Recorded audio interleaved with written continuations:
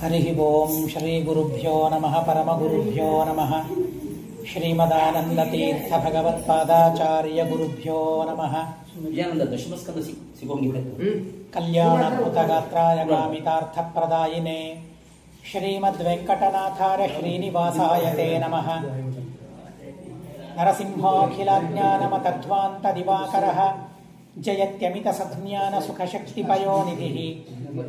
ನೌಮಿನ್ಯಾರ ಸುಧಾದಿಕರ್ಜರ ಮುನೀನ್ ಶ್ರೀಪಾದರಾಟ್ ಸನ್ಮನೀನ್ ವ್ಯಾಸಾರ್ಯಾನ್ ವಿವಿಧಾಗಮಾಬ್ಧಿವಿಹರಾನ್ ಶ್ರೀವಾದಿರಾಜಾನಪಿ ವಂದೇ ಹಂಸವರಾನ್ ನರಭುತ್ತಮ ಗುರೂನ್ ವೈದಗ್ಧ್ಯವಾರಾಂ ನಿಧೀನ್.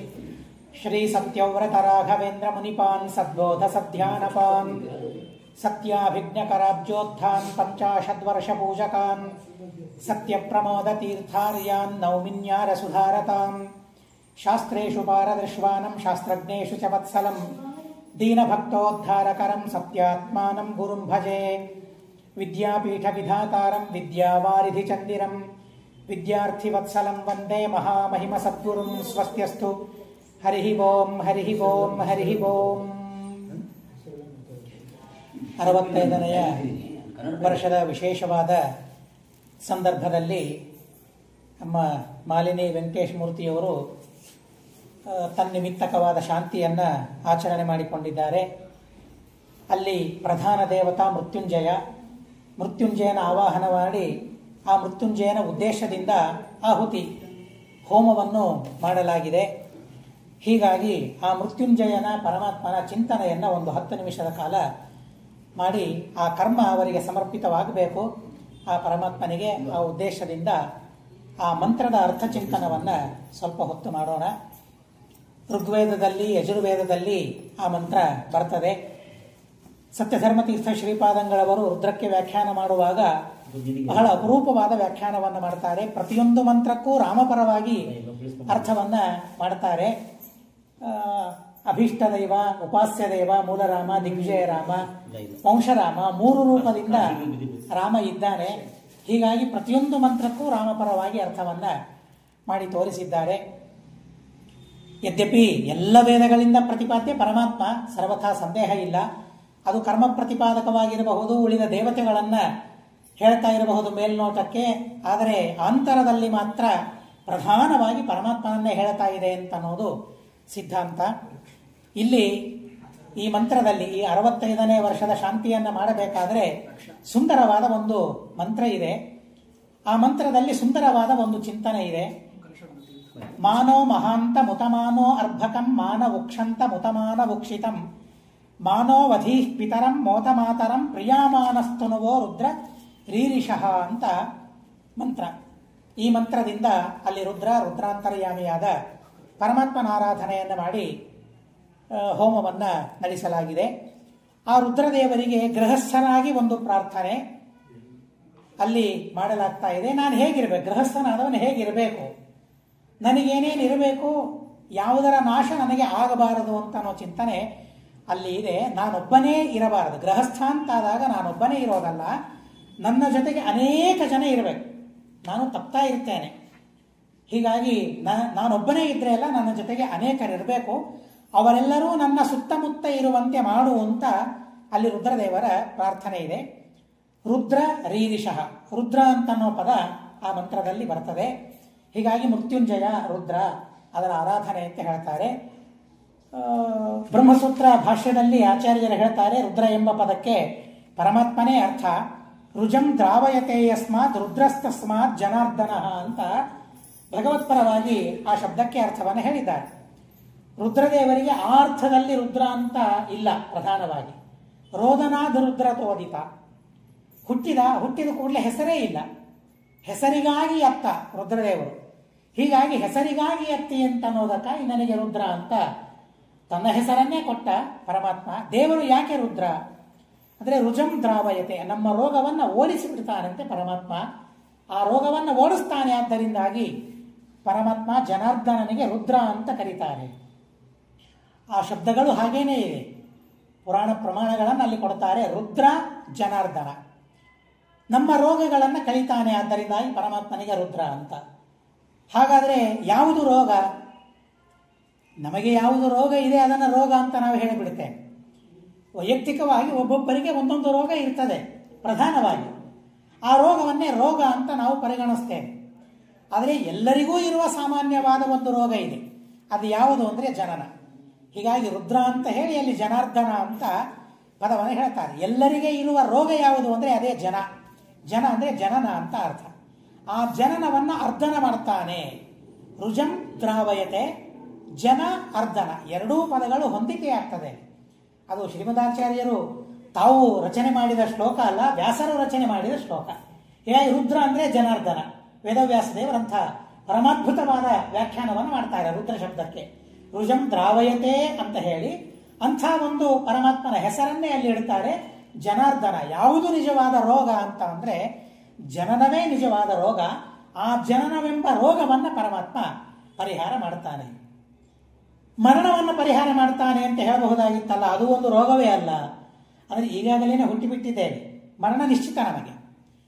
ಹೀಗಾಗಿ ಈ ಮರಣ ಆದ ಮೇಲೆ ಮತ್ತೆ ಜನನ ಬರಬಾರದು. ಜನನ ಇಲ್ಲ ಅಂತಾದರೆ ಆವಾಗ ಮರಣ ಅಂತ ಅನ್ನೋದಿಲ್ಲ. ಭಗವಂತ ಯಾವುದನ್ನು ನಾಶ ಮಾಡಬೇಕು? ಜನನವನ್ನೋ ಮರಣವನ್ನೋ? ಯಾವುದನ್ನು ನಾಶ ಮಾಡುವಂತ ಪರಮಾತ್ಮನಿಗೆ ಕೇಳಬೇಕು? ಜನನವನ್ನ ಅರ್ಧನ ಮಾಡುವಂತ ಕೇಳಬೇಕೋ, ಮರಣವನ್ನ ಅರ್ಧನ ಮಾಡುವಂತ ಕೇಳಬೇಕೋ? ಮರಣವನ್ನ ಅರ್ಧನೆ ಮಾಡುವಂತ ಕೇಳಿದರೆ ಹೀಗೇನೇ ಇರಬೇಕಾಗ್ತದೆ. ನಾವು ಈಗ ಜನ್ಮ ಆಗಿಬಿಟ್ಟಿದೆ. ಮರಣವನ್ನ ಪರಿಹಾರ ಮಾಡು ಅಂದರೆ ಮರಣ ಪರಿಹಾರ ಮಾಡಿದರೆ ಮುಂದೇನು? ಹೀಗೇನೇ ಇರಬೇಕಾಗ್ತದೆ. ಹೀಗಾಗಿ ಮರಣವನ್ನ ಪರಿಹಾರ ಮಾಡುವಂತ ದೇವರಿಗೆ ಕೇಳೋದಲ್ಲ, ಕೇಳಬೇಕಾದದ್ದೂ ಅಲ್ಲ. ಯಾಕೆಂದ್ರೆ ಮರಣ ನಿತ್ಯ. ಹುಟ್ಟಿದ್ದೇವೆ ಅಂದಮೇಲೆ ಮರಣ ನಿತ್ಯ. ಹಾಗಾದರೆ ಮುಂದಿನ ಆಲೋಚನೆಯನ್ನು ಮಾಡಬೇಕು. ಮರಣ ಆದ ಮೇಲೆ ಮತ್ತೆ ಜನನ ಬರದೇ ಇದ್ದಂತೆ ಮಾಡಿದರೆ ಆವಾಗ ಮರಣನೂ ಪರಿಹಾರ ಆಯಿತು. ಜನನ ಇಲ್ಲ ಅಂತಂದಮೇಲೆ ಯಾವ ಅವಸ್ಥೆಯಲ್ಲಿ ಜನನ ಇಲ್ಲ, ಜನನ ಇರೋದಿಲ್ಲ, ಆವಾಗ ಮರಣವೂ ಇರೋದಿಲ್ಲ. ಆದ್ದರಿಂದ ಆ ಜನನವನ್ನು ಪರಮಾತ್ಮ ಪರಿಹಾರ ಮಾಡ್ತಾನೆ, ಮತ್ತೆ ಹುಟ್ಟನ್ನು ಪರಮಾತ್ಮ ಪರಿಹಾರ ಮಾಡ್ತಾನೆ. ಅದೇ ಎಲ್ಲರಿಗೆ ಇರುವ ರೋಗ. ಅದರ ಪರಿಹಾರಕ್ಕಾಗಿ ನಾವು ಯಾರೂ ಪ್ರಯತ್ನ ಮಾಡ್ತಾ ಇಲ್ಲ. ಬೇಕಾದಷ್ಟು ರೋಗಗಳಿವೆ. ಆ ಎಲ್ಲ ರೋಗಗಳಿಗೆ ವೈದ್ಯರ ಹತ್ರ ನಾವು ಹೋಗ್ತೇವೆ. ಆದರೆ ನನಗೆ ಜನನ ಬರಬಾರದು, ಆ ಜನನ ಎಂಬ ರೋಗ ನನ್ನನ್ನು ಬೆನ್ನು ಹತ್ತಾ ಇದೆ, ಅದನ್ನು ಪರಿಹಾರ ಮಾಡುವಂತ ಯಾರ ಹತ್ರ ನಾವು ಹೋಗ್ತಾ ಇದ್ದೇವೆ? ಯಾರ ಹತ್ರ ಹೋಗ್ತಾ ಇಲ್ಲ. ಆದ್ದರಿಂದ ಅಂಥ ಪರಮಾತ್ಮನಿಗೆ ಅದನ್ನು ಪ್ರಾರ್ಥನೆ ಮಾಡಬೇಕು ಅಂತ ಹೇಳ್ತಾರೆ. ಜೊತೆಗೆ ಸಂಸಾರದಲ್ಲಿ ನಾವಿದ್ದೇವೆ, 60 ವರ್ಷ ಆಗಿದೆ, 65 ವರ್ಷ ಆಗಿದೆ, ಇರೋ ತನಕ ನಾನು ಹೇಗೆ ಇರಬೇಕು? ತುಂಬ ಸುಂದರವಾದ ಸಂಸಾರ ನಮಗೆ ಇರಬೇಕು ಅಂತ ಅಲ್ಲಿ ಪ್ರಾರ್ಥನೆ ಮಾಡಿದ್ದಾನೆ ಪರಮಾತ್ಮನಿಗೆ. ಜನನವನ್ನ ಪರಿಹಾರ ಮಾಡು, ಬೇಡ ಅಂತ ಅಂದಿಲ್ಲ. ಆದರೆ ಮರಣ ಬರುವ ತನಕ ನಾನು ಭಾರಿ ವೈಭವದಿಂದ ನಾನಿರಬೇಕು. ನಾನಿರಬಾರದು, ಒಬ್ಬಂಟಿಗನಾಗಿ ನಾನಿರಬಾರದು ಅಂತ ಪ್ರಾರ್ಥನೆ ಮಾಡ್ತಾರೆ. ಹಾಗಾದರೆ ಯಾರ್ಯಾರು ಇರಬೇಕು? ಯಾರ್ಯಾರನ್ನ ನಿನ್ನಿಂದ ದೂರ ಮಾಡಬಾರದು ಅಂತ ದೇವರು ಕೇಳಿದರೆ ನಾವು ಪ್ರಾರ್ಥನೆ ಮಾಡಬೇಕಂತೆ.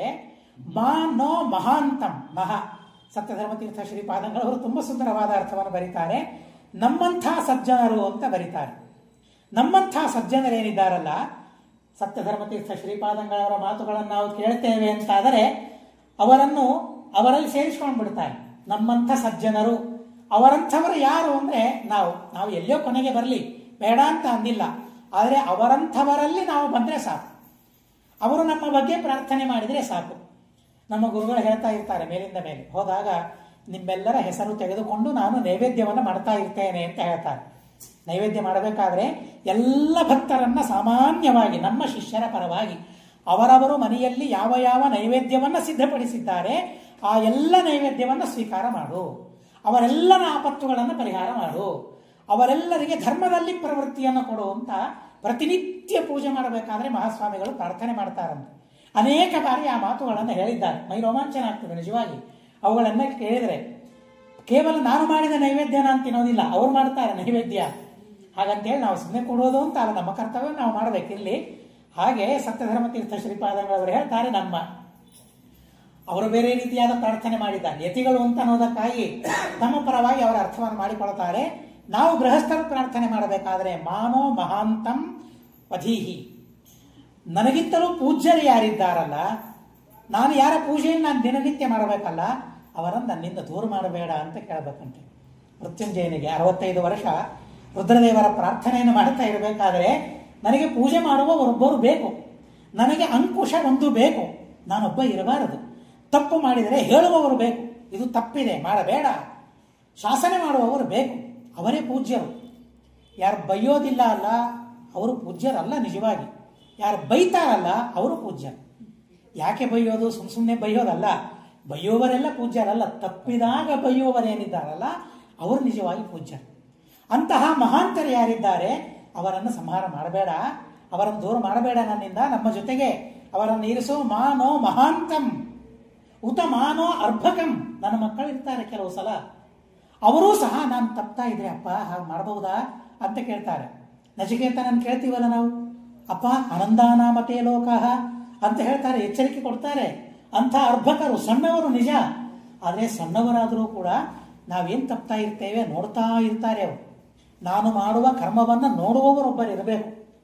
ಸಣ್ಣ ಮಕ್ಕಳ ಕರ್ತವ್ಯ ಏನು ಅಂತಂದರೆ ದೊಡ್ಡವರು ನಾವು ಮಾಡ್ತಾ ಇದ್ರೆ ಸಣ್ಣವರು ನೋಡ್ತಾ ಕೊಡಬೇಕು ಅಂತ ಹೇಳ್ತಾರೆ. ಎಂಥ ಅದ್ಭುತವಾದ ಪುಣ್ಯ ಗೊತ್ತಾ? ನನಗೆ ಗೋಕರ್ಣ ಕ್ಷೇತ್ರ ಮಹಾತ್ಮ್ಯವನ್ನು ನೋಡಬೇಕಾದ್ರೆ ಒಂದು ವಿಚಿತ್ರವಾದ ಮಾತು ಬಂತು. ಅಲ್ಲಿ ಒಬ್ಬ ಬ್ರಾಹ್ಮಣ ಸ್ನಾನ ಮಾಡೋದಕ್ಕಾಗಿ ಬರ್ತಾನೆ. ದಂಪತಿ ಬ್ರಾಹ್ಮಣ ಕೋಟಿ ತೀರ್ಥದಲ್ಲಿ ಸ್ನಾನ ಮಾಡೋದಕ್ಕಾಗಿ ಬರ್ತಾರೆ. ಭಾರಿ ಬೆಲೆ ಬಾಳುವ ಸಾಮಾನುಗಳು ಅವನ ಹತ್ರ ಇವೆ. ಒಬ್ಬ ಕಳ್ಳ ನೋಡ್ತಾನೆ, ಓ ಬಹಳ ಚೆನ್ನಾಗಿವೆ, ಅವನು ಸ್ನಾನ ಮಾಡಿ ಬರಲಿ ಆಮೇಲೆ ಅಪಹಾರ ಮಾಡೋಣ ಅಂತ ಕಾಯ್ತಾ ಕೂತಿರ್ತಾನೆ. ಸಜ್ಜನನೇ ಅವನು, ಆದರೆ ಕಳ್ಳತನ ಮಾಡೋನು ಅದರ ಪ್ರವೃತ್ತಿ. ಅವನು ಸ್ನಾನ ಮಾಡೋದನ್ನು ನೋಡ್ತಾನೆ. ಭಕ್ತಿಯಿಂದ ದಂಪತಿಗಳು ಸ್ನಾನ ಮಾಡ್ತಾ ಇದ್ದಾರೆ. ಭಕ್ತಿಯಿಂದ ಅವರು ಮಾಡುವ ಸ್ನಾನವನ್ನ ನೋಡಿದರೆ ಅವನ ಮನಸ್ಸೇ ಬದಲಾಗಿಬಿಡ್ತದೆ. ಧರ್ಮ ನಾವು ಮಾಡಬೇಕಾಗಿಲ್ಲ, ಧರ್ಮವನ್ನು ನೋಡಿದರೂ ಸಾಕು ಅಂತ ಹೇಳ್ತಾರೆ. ಅಂಥ ಅದ್ಭುತವಾಗಿರತಕ್ಕಂತಹ ಪುಣ್ಯ ಬರ್ತದೆ ಅಂತ ಹೇಳ್ತಾರೆ. ಹೀಗಾಗಿ ಸಣ್ಣವರು ದೊಡ್ಡವರು ಮಾಡುವ ಪೂಜೆಯನ್ನು ನೋಡ್ತಾ ಕೂಡಬೇಕು ಅಂತ ಹೇಳ್ತಾರೆ. ವೈಷ್ಣವ ಧರ್ಮ ಪರ್ವದಲ್ಲಿ ಬರ್ತದೆ, ಭಾಗವತದಲ್ಲಿಯೂ ಆ ಮಾತು ಬರ್ತದೆ. ಹೀಗಾಗಿ ಮಾನೋ ಅರ್ಭಕಂ. ನಮ್ಮ ಮಕ್ಕಳೇನಿದ್ದಾರಲ್ಲ ಮಕ್ಕಳನ್ನು ದೂರ ಮಾಡಬೇಡ. ಯಾಕೆಂದ್ರೆ ನಾನು ಮಾಡುವ ಕರ್ಮವನ್ನು ನೋಡೋರೊಬ್ಬರು ಇರಬೇಕಂದ್ರೆ ನಾನು ಸರಿಯಾಗಿ ಮಾಡ್ತೇನೆ. ಯಾರೂ ನೋಡ್ತಾ ಇಲ್ಲ ಅಂತಾದ್ರೆ 10 ಗಾಯತ್ರಿಯನ್ನು ಮಾಡಿ ಎದ್ದು ಹೋಗ್ಬಿಡ್ತೇನೆ. ಅಥವಾ ಸಂಧ್ಯಾವಂದನೆಯೇ ಮಾಡೋದಿಲ್ಲ, ಯಾಕೆ ನೋಡೋರಿಲ್ಲ ಅಲ್ಲ. ಇವತ್ತು ಏಕಾಂತದಲ್ಲಿ ಮನುಷ್ಯ ಬೇರೆ ರೀತಿಯಾಗೇ ಇರ್ತಾನೆ, ಲೋಕಾಂತದಲ್ಲಿ ಬೇರೆ ರೀತಿಯಾಗೇನೆ ಇರ್ತಾನೆ. ಹೀಗಾಗಿ ನನ್ನ ಸುತ್ತಮುತ್ತ ದೊಡ್ಡವರಿರಬೇಕು, ಸಣ್ಣವರಿರಬೇಕು. ಶಾಸನೆ ಮಾಡೋದಕ್ಕಾಗಿ ದೊಡ್ಡವರಿರಬೇಕು, ನನಗೆ ಸಂಕೋಚ ಹಾಕುವುದಕ್ಕಾಗಿ ಸಣ್ಣವರು ಇರಬೇಕು. ಸಣ್ಣವರಿದ್ರೆ ಸಂಕೋಚ ಆಗ್ತದೆ, ಅವರು ನೋಡ್ತಾ ಇದ್ದಾರೆ, ಸಂಧ್ಯಾವಂದನೆ ಸರಿಯಾಗಿ ಮಾಡಬೇಕು, ಸಂಕೋಚ ಆಗ್ತದೆ. ಹೀಗಾಗಿ ಸಣ್ಣವರನ್ನು ದೂರ ಮಾಡಬೇಡ ಅಂತ ಅವರಿಗೆ ಪ್ರಾರ್ಥನೆ ಮಾಡಬೇಕಂತೆ. ಮಾನೋ ಅರ್ಭಕಂ ಮಾನ ಉಕ್ಷಂತಂ. ಅಂದರೆ ಈಗ ತಾನೇ ದಂಪತಿಗಳಾಗಿದ್ದಾರೆ, ಮಕ್ಕಳ ವಿವಾಹವನ್ನು ಮಾಡಿದ್ದೇವೆ, ಒಳ್ಳೆ ದಾಂಪತ್ಯವನ್ನು ಅನುಭವಿಸ್ತಾ ಇದ್ದಾರೆ. ಅವರ ದಾಂಪತ್ಯವನ್ನು, ಸರಸವಾದ ದಾಂಪತ್ಯವನ್ನು ನಾವು ನೋಡ್ತಾ ಇರಬೇಕಂತೆ. ಅವರನ್ನು ದೂರ ಮಾಡಬೇಡ. ಅವರು ಹೇಗೆ ದಾಂಪತ್ಯವನ್ನು ನಡೆಸಬೇಕು, ಹೇಗೆ ಪ್ರೀತಿಯಿಂದ ಸಂತೋಷದಿಂದ ಇರಬೇಕು ಅವರಿಗೆ ನಾನು ಕಲಿಸ್ಬೇಕು. ಅದನ್ನು ಪೂಜೆಯನ್ನಾಗಿ ಮಾಡುವಂತ ಅವರ ಕಡೆಯಿಂದ ದಾಂಪತ್ಯ ಪೂಜೆಯನ್ನು ನಾನು ಮಾಡಿಸ್ಬೇಕು ಅನ್ನೋದಕ್ಕಾಗಿ ಅವರನ್ನು ನನ್ನಿಂದ ದೂರ ಮಾಡಬೇಡ. ಈಗ ಮಕ್ಕಳ ವಿವಾಹವನ್ನು ಮಾಡಿದ್ದೇನೆ, ಅವರ ದಾಂಪತ್ಯವನ್ನು ನಾನು ನೋಡಬೇಕು, ತೊಡಗಿಸ್ಬೇಕು ಒಳ್ಳೆ ಕರ್ಮದಲ್ಲಿ. ಮಾನ ಉಕ್ಷಂತಂ, ಅವರನ್ನು ದೂರ ಮಾಡಬೇಡ. ಮಾನ ಉಕ್ಷಿತಂ, ಯಾರು ಈಗಾಗಲೇನೆ ಸಂತಾನವನ್ನು ಪಡಿತಾ ಇದ್ದಾರೆ ಅಂಥವರನ್ನು ದೂರ ಮಾಡಬೇಡ. ಮೊಮ್ಮಕ್ಕಳನ್ನೇ ಎತ್ತಿಕೊಳ್ಳಬೇಕು, ಅವರ ಪೂಜೆಯನ್ನು ಮಾಡಬೇಕು. ಶ್ರೀಮದಾಚಾರ್ಯ ಹೇಳ್ತಾರೆ ಐತರೇ ಭಾಷೆಯಲ್ಲಿ, ಪೋಷಣಂ ಪುತ್ರ ಮುಖ್ಯಾನಾಂ ವಿಷ್ಣೋಃ ಪೂಜೆಯತಿ ಚಿಂತೆಯೇತ್ ಅಂತ ಹೇಳ್ತಾರೆ. ನಿಜವಾಗ ಆ ಮಾತನ್ನು ನೋಡಿದ್ರೆ ಒಂದೇ ಸಲ ರೋಮಾಂಚನವಾಯಿತು. ಆರಣ್ಯಕ್ಕೆ ಶ್ರುತೆ ಕೃಷ್ಣಂ ನೈವಾನ್ಯ ಕಿಂಚಿದುಚ್ಯತೆ ಅಂತ ಒಂದು ಕಡೆಗೆ ಹೇಳ್ತಾರೆ. ಹೇಳ್ತಾ ಇರಬೇಕಾದ್ರೆ ವಿಷ್ಣೋಃ ಪೂಜೆಯತಿ ಚಿಂತೆಯೇತ್ ಪೋಷಣಂ ಅಂತ ಅಂತಾರೆ. ಎಂಥ ದೊಡ್ಡ ಆರಾಧನೆ ಅದು ಅಂತ ಅನ್ನಿಸ್ತು. ಹೀಗಾಗಿ ಮಾನವುಕ್ಷಿತಂ, ಅವರನ್ನು ದೂರ ಮಾಡೋದು ಬೇಡ. ಮಾನೋ ಮಹಾಂತ ಮುತಮಾನೋ ಅರ್ಭಕಂ ಮಾನವುಕ್ಷಂತ ಮುತಮಾನವುಕ್ಷಿತಂ ಮಾನೋವಧಿ ಪಿತರಂ ಮೋತ ಮಾತರಂ. ನನ್ನ ತಂದೆ ದೂರವಾಗೋದು ಬೇಡ ನನ್ನಿಂದ ಅಂತ ಪ್ರಾರ್ಥನೆ ಮಾಡಬೇಕಂತೆ. ಮಾತರಂ, ನನ್ನ ತಾಯಿಯನ್ನು ನೀನು ಕರ್ಕೊಂಡು ಹೋಗಬೇಡ, ದೂರ ಮಾಡಬೇಡ ತಾಯಿಯನ್ನ, ಅವರು ಬೇಕು ನನಗೆ ಅಂತ ಹೇಳ್ತಾರೆ. ತಂದೆ ತಾಯಿಗಳ ಆರೈಕೆಯಲ್ಲಿ ನಾನಿರಬೇಕು. ನಾನು ಎಷ್ಟೇ ವೃದ್ಧನಾದರೂ ಅವರ ಸೇವೆಯನ್ನು ಮಾಡ್ತಾ ಇರಬೇಕು, ಅವರ ಮಾತುಗಳನ್ನು ಕೇಳ್ತಾ ಇರಬೇಕು. ಹೀಗಾಗಿ ತಂದೆ ತಾಯಿಗಳನ್ನು ದೂರ ಬೇಡಬೇಡ. ಮೋತ ಮಾತರಂ ಮಾನಸ್ತನುವೋ ರುದ್ರ ರೀರಿಷಃ. ನನ್ನ ದೇಹಗಳೇನಿದೆಯಲ್ಲ, ದೇಹಗಳು ಅಂತಂದ್ರೆ ದೇಹಗಳಲ್ಲಿ ನನಗೇನು ಬಹಳ ಇಲ್ಲ, ಆದರೆ ಅವಯವಗಳು ಅಂತ ಅರ್ಥ. ನನಗಿರುವ ಅವಯವಗಳನ್ನು ದೂರ ಮಾಡಬೇಡ. ಪ್ರತಿಯೊಂದು ಅವಯವ ನಿನ್ನ ಪೂಜೆಗಾಗಿ ಇರೋದು. ಮಾನಸ್ತನುವೋ ರುದ್ರ ರೀರಿಷಃ, ನನ್ನ ಯಾವ ಅವಯವಕ್ಕೂ ಹಿಂಸೆ ನೀನು ಕೊಡಬೇಡ ಅಂತ. ಎಂಥ ಸುಂದರವಾದ ಪ್ರಾರ್ಥನೆ ಇದೆ. 60 ವರ್ಷ ಆಯಿತು, ಆವಾಗ ಒಂದೊಂದು ಅವಯವಗಳು ಊನವಾಗ್ತದೆ, ಶಕ್ತಿ ಕಡಿಮೆ ಆಗ್ತಾ ಹೋಗ್ತದೆ, ಅವಯವಗಳಿಗೆ ಹಿಂಸೆ ಆಗ್ತಾ ಹೋಗ್ತದೆ. ಸ್ವಾಮಿ, ಯಾವ ಅವಯವಕ್ಕೂ ಹಿಂಸೆ ಮಾಡಬೇಡ, ತೊಂದರೆ ಕೊಡಬೇಡ, ಅದಕ್ಕೆ ಮರಣ ಆಗುವಂತೆ ಮಾಡಬೇಡ. ಕಣ್ಣಿನಿಂದ ದೇವರನ್ನು ನೋಡ್ಬೇಕು ನಾನು ಇರೋಷ್ಟು ತನಕ, ಇರೋ ತನಕ ನಾನು ನೋಡ್ಬೇಕು. ನಮ್ಮಲ್ಲಿ ನಾರಾಯಣಾಚಾರ್ಯರು ಅಂತರು, ಗಲಗಲಿ ನಾರಾಯಣಾಚಾರ್ಯರು ಅಂತ ಇದ್ರು, ನೀವೆಲ್ಲ ನೋಡಿರ್ಬೋದು. ಭಾರೀ ವೃದ್ಧರಾದಾಗ ಕಾಶಿಗೆ ಹೋಗಿದ್ವಿ. ಬಹಳ ದೂರ ಗಂಗೆಗೆ ಹೋಗಿ ಸ್ನಾನ ಮಾಡಬೇಕಾದ್ರೆ ನಾವೇ ಸ್ವಲ್ಪ ಆಲೋಚನೆ ಮಾಡ್ತಾ ಇದ್ವಿ, ಬಹಳ ದೂರ ಅಲ್ಲ, ಹೋಗಬಹುದಾ, ಬೇಕಾ, ಪ್ರತಿ ದಿವಸ ಹೋಗ್ಬೇಕಾ ಅಂತ. ನಮಗಿಂತಲೂ ಮೊದಲಿಗೆ ಅವರು ಸಿದ್ಧರಾದರು, ತಯಾರಾದರು. ಎಲ್ಲೋ ಬಿದ್ದಿದ್ರು, ರಕ್ತ ಬರ್ತಾ ಇತ್ತು ಕಾಲಿಗೆ, ಆದರೂ ಸ್ನಾನಕ್ಕೆ ತಯಾರಾದರು. ನಾವು ಕೇಳಿದ್ವಿ, ಇಷ್ಟು ತೊಂದರೆ ಆಗಿದೆಯಲ್ಲ, ಇಲ್ಲೇ ಮಾಡಬಹುದಲ್ಲ ನೀವು ಸ್ನಾನ, ಗಂಗಾಕ್ಕೆ ಮತ್ಯಾವತ್ತು ಬರೋದೋ ಏನೋ ಅಂತ ಅಂದರು. ಅಂಥವರಿದ್ದಾಗ ನಮಗೆ ಎಷ್ಟು ಉತ್ಸಾಹ ಬರ್ತದೆ ಸ್ನಾನ ಮಾಡಲಿಕ್ಕೆ. ಅಲ್ಲಿ ಕೂಡ್ಲಿಕ್ಕೆ ಆಗ್ತದೆ ನಮಗೆ, ಅಂಥ ಮಹಾನುಭಾವರಂಥ ವ್ಯಕ್ತಿಗಳಿದ್ದಾಗ. ಅವರೇ ಹೋಗ್ತಾ ಇದ್ದಾರೆ, ನಮಗೇನು ದಾಡಿಯಾಗಿದೆ ಅಂತ ನಾವು ಹೋಗ್ತೇವೆ. ಹೀಗಾಗಿ ಆ ತನು ನಮ್ಮ ಅಂಗಗಳಿಗೆ ಎಷ್ಟೇ ತೊಂದರೆಯಾದರೂ ಸಹ ನಿನ್ನ ಸೇವೆ ಮಾಡುವುದಕ್ಕಾಗಿ ಅಂಗಗಳನ್ನು ನೀನು ಕೊಟ್ಟಿದ್ದಿ. ಕಣ್ಣಿರಬಹುದು, ಕಾಲಿರಬಹುದು, ಯಾವುದೇ ಅಂಗ ಇರಬಹುದು, ಅದು ನಿನ್ನ ಸೇವೆಗಾಗಿ ನೀನು ಕೊಟ್ಟಿದ್ದಿ. ಹೀಗಾಗಿ ಮಾನಸ್ತನುವೋ ರುದ್ರ ರೀರಿಷಃ. ಆದ್ದರಿಂದಾಗಿ ರೀಂಗ್ ಹಿಂಸಾಯಂ, ನನ್ನ ಯಾವ ದೇಹಕ್ಕೂ ಯಾವ ಅಂಗಕ್ಕೂ ನೀನು ಹಿಂಸೆ ಮಾಡಬೇಡಪ್ಪ. ಇದೆಲ್ಲದರ ಜೊತೆಗೆ ನಾನಿರಬೇಕು. 100 ವರ್ಷ 120 ವರ್ಷ ಇದೆಲ್ಲದರ ಸುತ್ತಮುತ್ತ ನಾನು ಬಾಳಬೇಕು. ಆ ರೀತಿಯಾಗಿ ನನ್ನನ್ನು ಬಾಳಿಸು, ನನ್ನ ಕಡೆಯಿಂದ ಧರ್ಮವನ್ನು ಮಾಡಿಸು ಅಂತ ಇವತ್ತೇನು ಮೃತ್ಯುಂಜಯನ ಹೋಮವನ್ನು ಮಾಡಿದ್ದೀರಿ, ಮಂತ್ರದಿಂದ ಹವನವನ್ನು ಮಾಡಿದ್ದೀರಿ, ಅಂತಹ ಮೃತ್ಯುಂಜಯ ನಾಮಕನಾದ ಪರಮಾತ್ಮ, ಮೃತ್ಯುವನ್ನು ಗೆದ್ದವನು, ಮೃತ್ಯುವೇ ಇಲ್ಲದವನು ಪರಮಾತ್ಮ. ಅಂತಹ ಪರಮಾತ್ಮ ನಾವು ಮೃತ್ಯುಂಜಯರಾಗಬೇಕು ಅಂತ ಅಂದರೆ ಅದು ಹೇಗೆ ಸಾಧ್ಯ? ನಾವು ಮುಕ್ತರಾಗಬೇಕು ಅಂತ ಅರ್ಥ. ಮುಕ್ತರನ್ನಾಗಿ ಮಾಡೋದಕ್ಕಾಗಿ ಇಷ್ಟೆಲ್ಲದರ ಸಹವಾಸ ನಮಗಿರಲಿ ಅಂತ ಅನ್ನೋ ಸುಂದರವಾದ ಪ್ರಾರ್ಥನೆ ಅಲ್ಲಿದೆ. ಅನೇಕ ವಿಷಯಗಳಿವೆ. ಸಪ್ತಧರ್ಮರು ಬರೆದ ರಾಮಪರವಾಗಿ ಅರ್ಥವನ್ನು ಮಾಡಿದ್ದಾರೆ. ಆ ವಿಶಿಷ್ಟವಾಗಿರತಕ್ಕಂತಹ ಭಗವದ್ರೂಪ ರಾಮರೂಪ, ಅಂತಹ ಜನಾರ್ದನ ಋಗ್ ದ್ರಾವಣ ರೋಗವನ್ನು ಪರಿಹಾರ ಮಾಡುವ ಪರಮಾತ್ಮನ ವಿಶೇಷವಾದ ಚಿಂತನೆಯನ್ನು, ಅನುಸಂಧಾನವನ್ನು ಇವತ್ತಿನ ದಿವಸ ಮಾಲಿನಿ ವೆಂಕಟೇಶ ಮೂರ್ತಿಯವರು ಆ ಹವನವನ್ನು ಮಾಡುವ ಮೂಲಕ ಮಾಡಿದ್ದಾರೆ. ಪರಮಾತ್ಮನಿಗೆ ಪ್ರಾರ್ಥನೆ ಮಾಡಿದ್ದಾರೆ. ಇತೋಪ್ಯತಿಶಯವಾದ ಜ್ಞಾನ, ಭಕ್ತಿ, ವೈರಾಗ್ಯ ಅವರಿಗೆ ನಾವು ಹೇಳಬೇಕಾಗಿಲ್ಲ. ವ್ರತಗಳನ್ನು ಮಾಡುವ ಸೌಭಾಗ್ಯವನ್ನು ಕೊಡಲಿ ಅಂತ ಏನು ಹೇಳಬೇಕಾಗಿಲ್ಲ. ನಿತ್ಯ ವಿಷ್ಣು ಪಂಚಕವನ್ನು ಅವರು ಹಿಡಿದಿದ್ದಾರೆ. ಅವರು 120 ವರ್ಷ ಇರಬೇಕು ಈ ವ್ರತ ನಿಯಮಗಳ ಅನುಷ್ಠಾನವನ್ನು ಅವಶ್ಯವಾಗಿ ಮಾಡಲೇಬೇಕು. ಅದನ್ನು ನಾವು ಮಾಡೋದಿಲ್ಲ, ಆದರೆ ನಾವು ನೋಡಲಿಕ್ಕೆ ಗೋವ್ರತವನ್ನ ಮಾಡ್ತಾ ಇದ್ದಾರೆ. ಹೀಗಾಗಿ ನಾವು ಮಾಡೋದಿಲ್ಲ, ಆದರೆ ನೋಡೋದಕ್ಕಾಗಿ ಮಾತ್ರ ನಾವು 120 ವರ್ಷ ನಾವು ಬರಬೇಕು. ಆ ರೀತಿಯಾಗಿ ಮಾಡಲಿ ಅಂತ ಪ್ರಾರ್ಥನೆ ಮಾಡ್ತಾ ಹಿರಿಯರಾದ ವಿದ್ವಾಂಸರಿಗೂ ನಮಸ್ಕಾರಗಳನ್ನು ಮಾಡ್ತಾ ಶ್ರೀಕೃಷ್ಣ ಅರ್ಪಣಮಸ್ತು.